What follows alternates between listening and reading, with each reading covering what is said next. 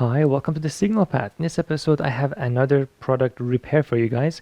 Now, this is a Sencore LC103. This is the Rezolver model. It's a LCR meter essentially, and these are highly sought after. It took me forever to find one of these, and I don't even know if it works. So we're going to have to see if we can repair it. Of course, I don't want to turn it on before we have an opportunity to make sure it looks good on the inside. Now, the reason why these are so expensive, they're considered to be among the best ones for in-circuit testing and to be able to quickly tell you if a capacitor or inductor works or doesn't. It gives you series resistance and parallel resistance, as well as all kind of different computation. You can tell it what kind of capacitance you're actually measuring. It takes that into account to some extent, and it can also generate up to 1,000 volts, so you can stress test the capacitor and truly find its leakage.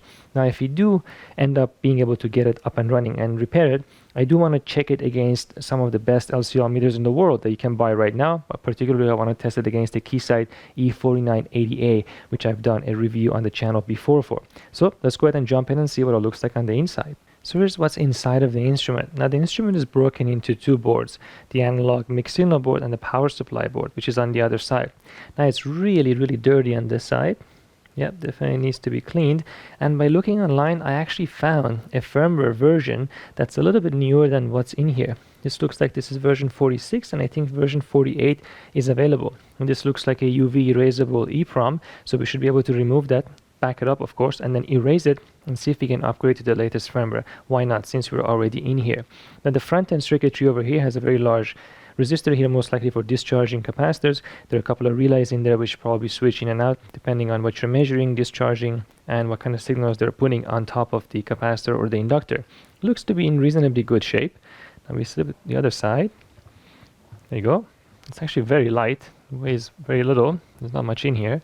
And then we have the power supply board. Now here is where we are responsible for generating a very high voltage, up to 1,000 volts, to test the capacitors and other functions, and that is nicely separated. Now this part of it is very clean because the slits inside of the chassis only have signal, or I should say airflow, directly on top of the analog board. That's probably why that one is dirty and this one is not.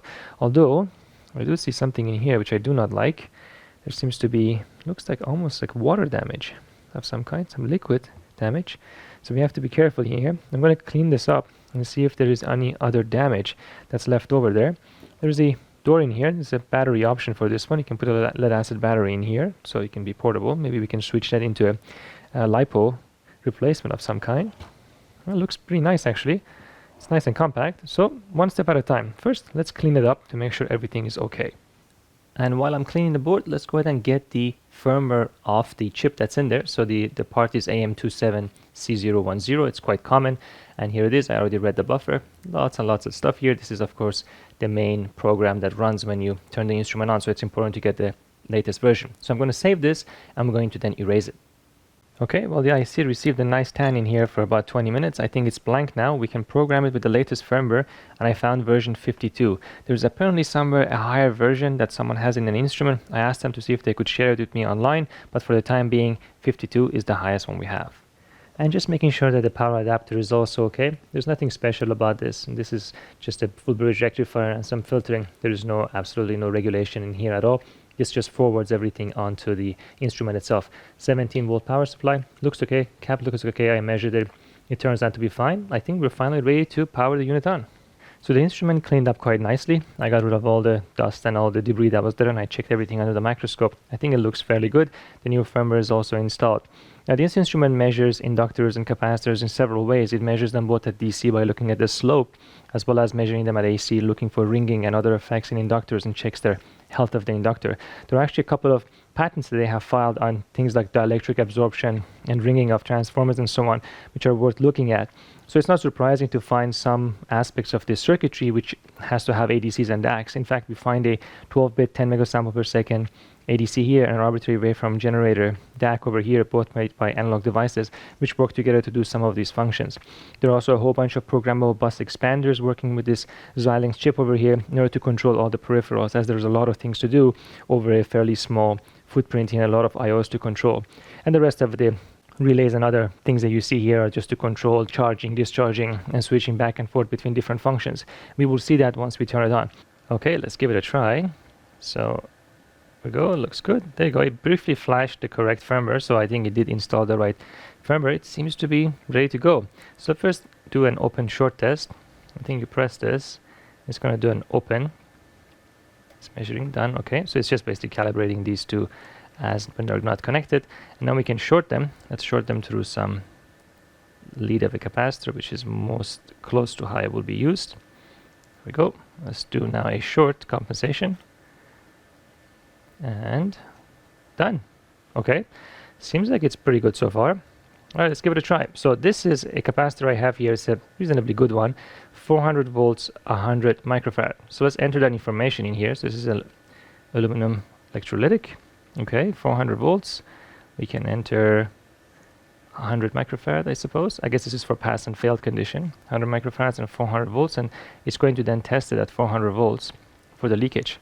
It says it's ready. It's going to blink, meaning that I'm going to put a lot of voltage on this when you're going to test it. Okay, let's give it a try. Connecting this to here and this to here. Let it hang off the table here. All right, let's see. Now this is in circuit. This is not in circuit. This is out of circuit. So we're going to hold this. 87.4 microfarad. Okay, it's quite a bit lower than 100. We're going to have to test to see if that's actually correct. Let's measure the ESR. Hold that. And 0.35 ohms, and it says it's good. That makes sense. It should be roughly around that value.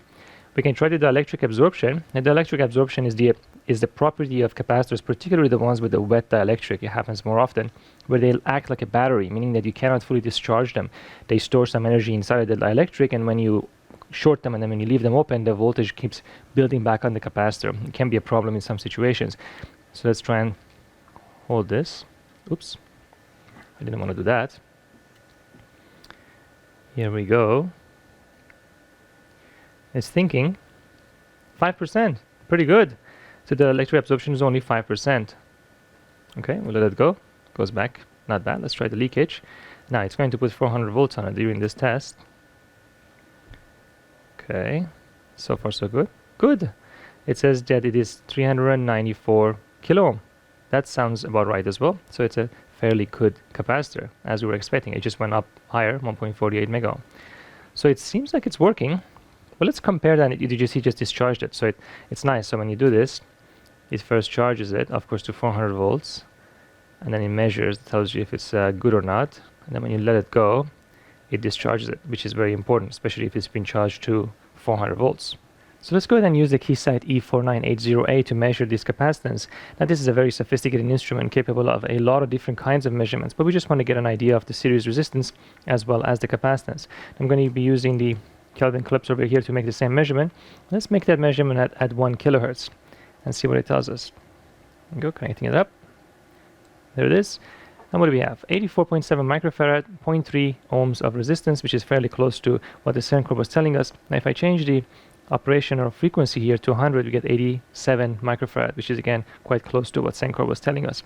Now if we go higher in frequency, the capacitance will change drastically as we get closer and closer to its resonance frequency. This capacitor, for example, is not going to be a very good capacitor at 1 mega ohm, as you can clearly see, even though its equivalent series resistance appears to be better. So let's go back to 1 kilohertz here.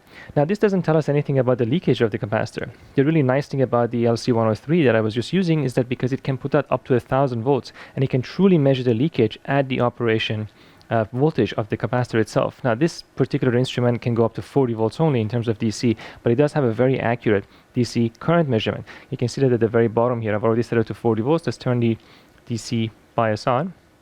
And you can see it's applying 40 volts, and it is drawing some current, and it's going to eventually stabilize to some DC current value, which is reasonable. This is the kind of leakage you were expecting. So this capacitor is indeed a good capacitor. I also wanted to verify that the power supply of the LC103 is working. Otherwise, all the leakage measurements it's going to do will be wrong. This is about, I think, a few % accuracy. So let's give it a try on a few settings. So here's 1 volt. 1 volt is very low for measuring leakage. Nonetheless, let's see. There it is, 1 volt. So it is working. That's good. Let's let it discharge again. And then we try 10 volts now. It should go to 10. 9.7, good. Still within spec. No problem. Let that go as well. Let's try 100 volts. It should go to 100, and it probably goes to 97. There it is, 97. It looks like there's a constant offset in percentage, and there's probably some adjustment in there that I can make. I just have to find out which potentiometer it is. And then 1000 volts. Let's hope nothing explodes on this one. 1000 volts, here we go. And 970, yep, it's got that constant offset. So it's probably just a feedback loop somewhere that it is a little bit off. So we should be able to adjust that. That's great. So the power supply is working, which is pretty important. So there's a lot more I can do with this instrument, getting into the details of how it works and measure transformers and inductors and look at the ringing function capabilities and in-circuit measurement capabilities. There's a lot more we can do here. I have a whole bunch of videos I need to make, so I need to make this one a little bit shorter. But if you are interested in that, let me know in the comment section so I can return to this unit. I just thought that it would be nice to see what's inside of it and do some upgrades and clean it up and put it back into use. I'm sure we will visit it again in the future for other measurements and repairs we're going to do. But do let me know in the comment section and I will take that into account. See you next time.